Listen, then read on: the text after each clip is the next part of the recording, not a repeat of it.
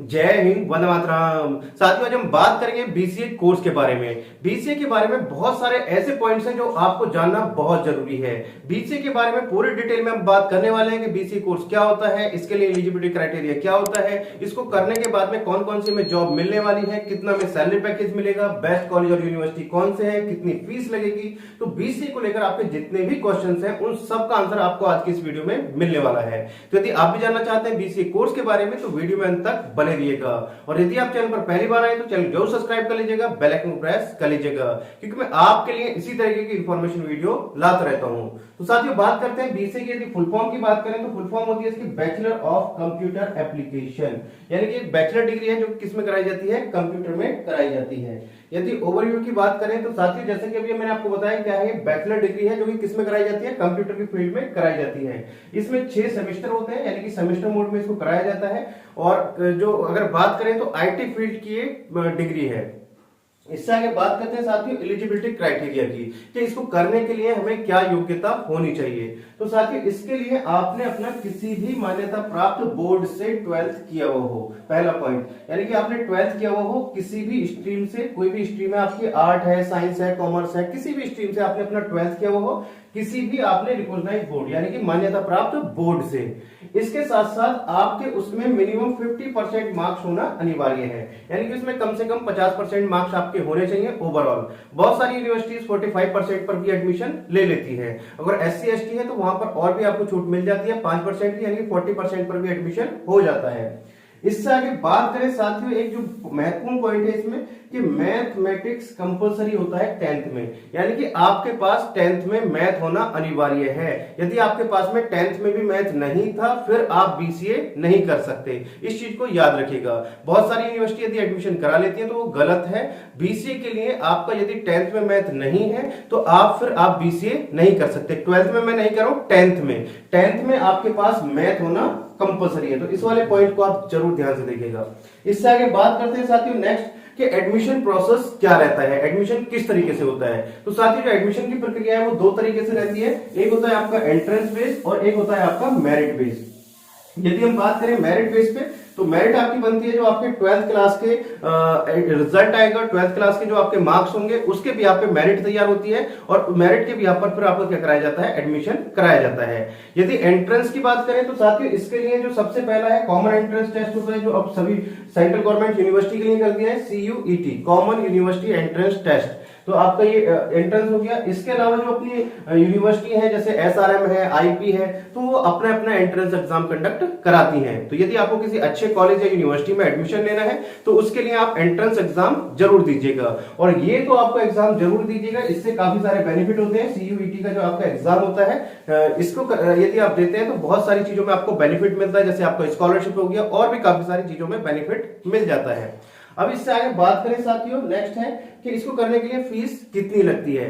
सबसे महत्वपूर्ण कि इसको करने के लिए खर्चा कितना आता है। तो साथियों ये डिपेंड करता है कि आपको कौन से कॉलेज में एडमिशन लेना है, किस कॉलेज में आपका एडमिशन हो रहा है और आपको गवर्नमेंट कॉलेज मिल पा रहा है, प्राइवेट कॉलेज की तरफ आप जा रहे हैं। तो वहां पर यदि हम फीस की बात करें तो यदि गवर्नमेंट में हो जाता है तो वहां पर तो बहुत कम फीस लगती है, और यदि आपको गवर्नमेंट में नहीं होता है तो प्राइवेट में यदि एवरेज फीस की बात करें तो 50,000 रुपए से लेकर और 1 लाख रुपए तक आपको पर ईयर की फीस देनी पड़ सकती है।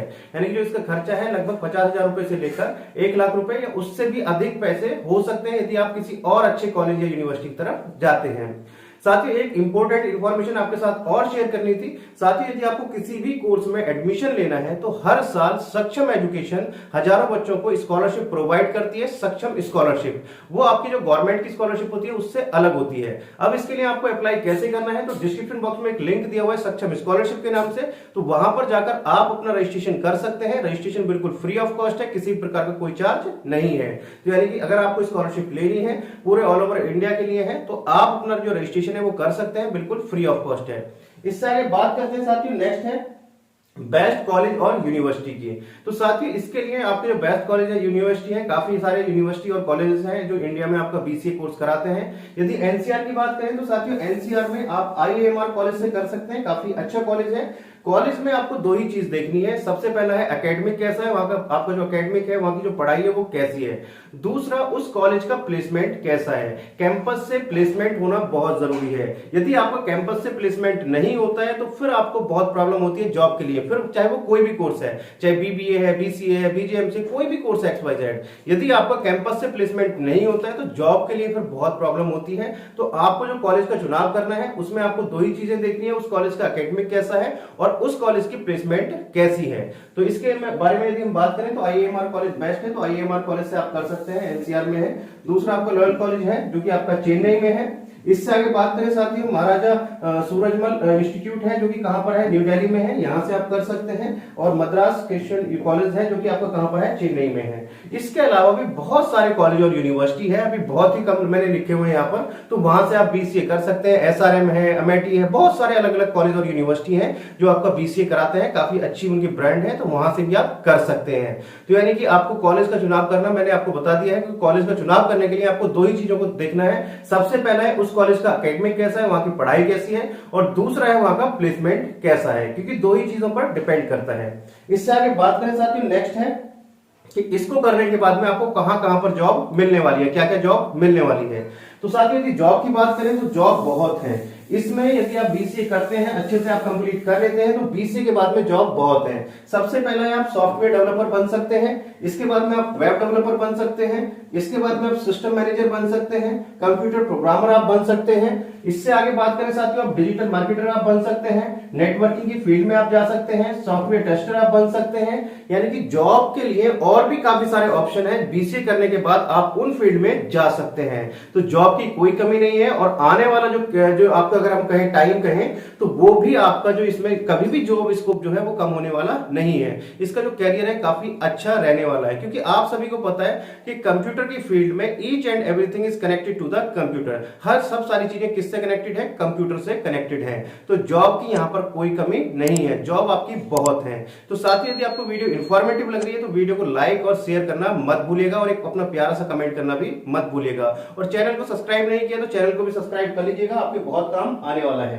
इससे आगे बात करें साथियों कि सैलरी पैकेज कितना मिल जाता है, सैलरी हमें कितनी मिल जाती है। तो साथियों सैलरी जो डिपेंड करती है वो डिपेंड करती है कि आप किस कॉलेज या यूनिवर्सिटी से अपना BCA कोर्स कंप्लीट कर रहे हैं, क्योंकि वो डिपेंड करता है कि यदि आप किसी अच्छे कॉलेज से करते हैं तो वहां पर सैलरी आपको अच्छी मिल जाती है, कैंपस से प्लेसमेंट हो जाता है तो वहां पर सैलरी आपको अच्छी मिल जाती है। यदि किसी आप मिडिल क्लास या आपका लोअर कॉलेज से आप करते हैं तो वहां पर फिर कहीं ना कहीं आपको जो सैलरी है, फिर आपको अच्छा प्लेसमेंट आपका नहीं होता, तो वहां पर सैलरी आपकी कहीं ना कहीं कम रहती है। तो एवरेज सैलरी की यदि बात करें तो एवरेज सैलरी लगभग 3 लाख रुपए से लेकर 6 लाख रुपए पर एनम तक हो सकती है। यानी कि सालाना आपको 3 लाख से 6 लाख का पैकेज स्टार्टिंग में मिल सकता है, और इसकी कोई लिमिट नहीं है। काफी आप जितना भी आप अच्छा काम इसमें करेंगे IT की फील्ड में, इतना ही अच्छा आपको ग्रो मिल जाएगा, इतना ही आपको हाइक मिल जाएगा। सैलरी काफी अच्छी है, और इसका जो मैंने आपको बताया कभी भी जो स्कोप है वो कम होने वाला नहीं है। तो BCA कोर्स अपने आप में बेस्ट है। तो साथियों यदि आपको इन्फॉर्मेशन अच्छी लगी हो तो उसके लिए आपको चैनल को सब्सक्राइब करना है और वीडियो को लाइक और शेयर करना है। तो थैंक यू सो मच। यदि आपको वीडियो पसंद आई है तो वीडियो को कमेंट करना मत भूलिएगा। मिलते हैं आपसे नेक्स्ट वीडियो में इस तरह की इन्फॉर्मेशन के साथ, तब तक के लिए जय हिंद, जय भारत।